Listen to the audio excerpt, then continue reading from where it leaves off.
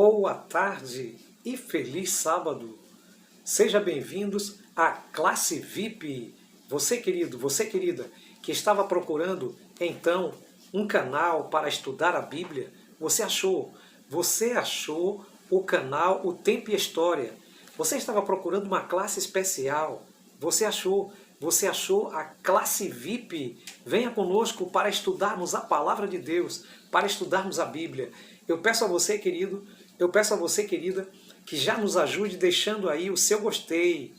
O YouTube entende que se você deixa o seu gostei, é porque o vídeo é útil. Então os algoritmos vão multiplicar, vão fazer chegar esse vídeo para outras pessoas e muito mais pessoas conhecerão a Palavra de Deus. Deus seja louvado. Faça também o seu comentário.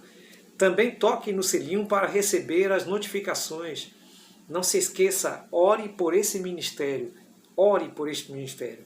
Bem, estamos aqui mais uma vez. Que felicidade é falar da Palavra de Deus. Que felicidade é falar da escola sabatina. Escola sabatina. Que maravilha é falar disso. Bem, e temos, querida, o título dessa semana, Cidadania Celestial. E para falarmos, para nos aprofundarmos nesse assunto, vamos convidar o Espírito Santo de Deus para nos guiar, para nos dirigir por meio da oração. Eterno e bondoso Deus, pedimos que o Espírito Santo de Deus nos dirija, nos guie, nos oriente em o nome de Jesus. Bem, agora pegue aí a sua Bíblia, e abra em Filipenses capítulo 4, verso 6. A minha está escrito exatamente assim: não fiquem preocupados com coisa alguma, mas em tudo sejam conhecidas diante de Deus os pedidos de vocês, pela oração e pela súplica, com ação de graça. Louvado seja Deus! Veja, queridos, que começamos a estudar, então, cidadania celestial.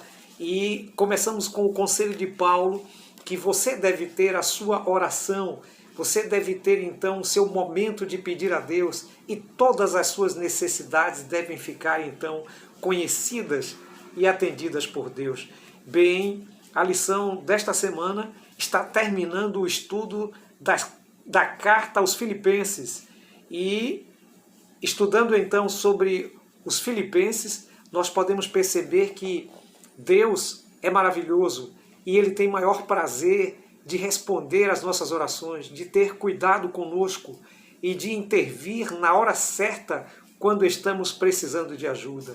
E você e eu, queridos, precisamos também saber que temos esse privilégio, mas também temos responsabilidades de divulgar o nome de Cristo, de levar o nome de Cristo e de fazer com que ele seja conhecido em toda a face da terra. Louvado seja Deus! Bem, a partir de domingo, nós temos o subtítulo Modelos de Conduta, baseado em Filipenses capítulo 3, versos 17 a 19. Já na parte anterior, quando falávamos então sobre exemplo, o apóstolo Paulo citou Timóteo, citou Epafrodito, citou até ele mesmo como exemplos de boas condutas. Mas aqui Paulo chama a atenção para que os filipenses não fossem atrás de uma conduta equivocada, não seguissem a irmãos que, parecendo irmão, tivessem então um modelo de vida completamente diferente do modelo que deve ser seguido, que é o modelo de Cristo. Mas o apóstolo Paulo os chama de inimigos da cruz. Então pediu que os filipenses devessem se afastar deles, porque eles eram inimigos da cruz. Você e eu, queridos, precisamos também imitar bons modelos e nos afastarmos dos inimigos da cruz. A partir de segunda-feira, permaneçam firmes no Senhor. E aqui nós temos então Filipenses capítulo 3, versículo 20 e 21. Bem, adentrando então os comentários de Paulo, percebemos que ele afirma que nossa cidadania e nossa pátria não é neste mundo. Muitas vezes estamos preocupados com tantas coisas, porque temos tantas coisas a resolver, tantos boletos a pagar, mas o apóstolo Paulo nos chama a atenção, queridos, que nós não devemos perder o foco para o que é verdadeiramente importante. E o que é verdadeiramente importante é a pátria celestial. A nossa pátria está no céu. Somos cidadãos do céu. Aqui estamos só de embaixada, estamos aqui de passagem, queridos. Então o apóstolo Paulo nos chama a atenção sobre isso. E também nos chama a atenção sobre sermos semelhantes a Deus, tirarmos todas as nossas dúvidas com Jesus e sermos semelhantes a Deus em sua glória. Porque, queridos, quando Jesus se manifestar, então essa carne corruptível, cheia de problema, ela vai desaparecer e dar lugar, querido, ao revestimento de uma carne gloriosa. Bem, isso estamos falando de uma salvação do corpo inteiro. Por aí fora se prega uma salvação apenas do espírito ou de uma suposta alma interior. Mas a Bíblia nos ensina a salvação completa do corpo inteiro. E isso, queridos, tanto com base no Antigo Testamento como no Novo Testamento.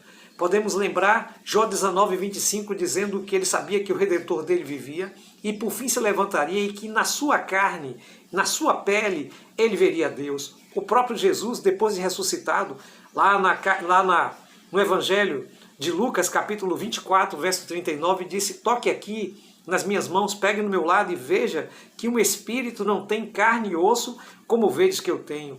E então o próprio Paulo, nas suas cartas, em 1 Coríntios capítulo 15, deixa claro que os ressuscitados terão corpos e corpos glorificados. Não será, queridos, então, simplesmente uma salvação espiritual, mas uma salvação física. Foi isso que Deus nos prometeu, mas uma transformação. Este corpo será transformado num abrir e num fechar de olhos. Que Deus seja louvado. A parte de terça-feira nos fala: alegrem-se sempre no Senhor. Bem, o apóstolo Paulo, mais uma vez, baseado em Filipenses 4, de 4 a 7, nos chama a atenção para termos alegria. E essa questão da alegria é que traz, então, a certeza de que nós não devemos ficar ansiosos, preocupados. Lá em 1 Pedro 5,7, o apóstolo Pedro disse: lançando toda a ansiedade sobre Jesus, porque Ele tem cuidado de nós. E aqui o apóstolo Paulo, nos dá a certeza de que as nossas orações devem ser conhecidas diante de Deus, de tal forma que a nossa vida, queridos, seja então uma vida de conforto e alegria, porque estamos na presença de Deus. Bem, quando estamos assim, deixamos de lado a nossa ansiedade e passamos a confiar no Senhor. Passamos a confiar que por meio dele alcançamos então aquilo que queremos, que é a paz de espírito. E só por meio da oração e da ação de graça alcançamos esse feito. Louvado seja Deus. A parte de quarta-feira, pensem nessas coisas. Filipenses 4, verso 8 e 9. Também aqui, Paulo chama a atenção aos filipenses com respeito a evitar pensamento negativo. E mais uma vez, diferente dos rabinos da sua época, Paulo vai pelo caminho de Jesus, mostrando que é a mente, é a cabeça, é o coração que tem que ser transformado primeiro, não simplesmente o comportamento. O comportamento vai acompanhar, então, a transformação da mente. Por isso que Paulo mesmo diz: renovai-vos com a transformação da vossa mente. Aqui ele diz: olha, tudo que é puro, tudo que é bom, tudo que é de boa fama, se há algum louvor, nisso pense, ocupe o pensamento com coisas boas.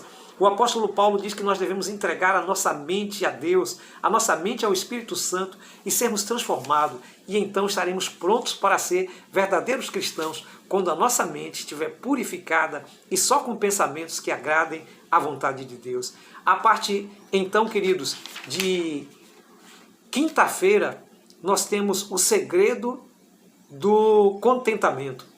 Bem, Filipenses 4,13 disse: posso todas as coisas naquele que me fortalece. Aquele que me fortalece é Jesus. Muita gente usa esse verso fora de contexto, achando que posso todas as coisas naquele que me fortalece é derrubando todas as coisas que está na frente. Mas não é isso que o apóstolo Paulo quer dizer. O apóstolo Paulo disse que ele podia todas as coisas porque ele aprendeu a se contentar e aprendeu a passar e administrar várias situações, situações positivas e situações negativas, situações de riqueza, situações de pobreza, situações de muita bonança, muito alimento e situações de escassez, de fome.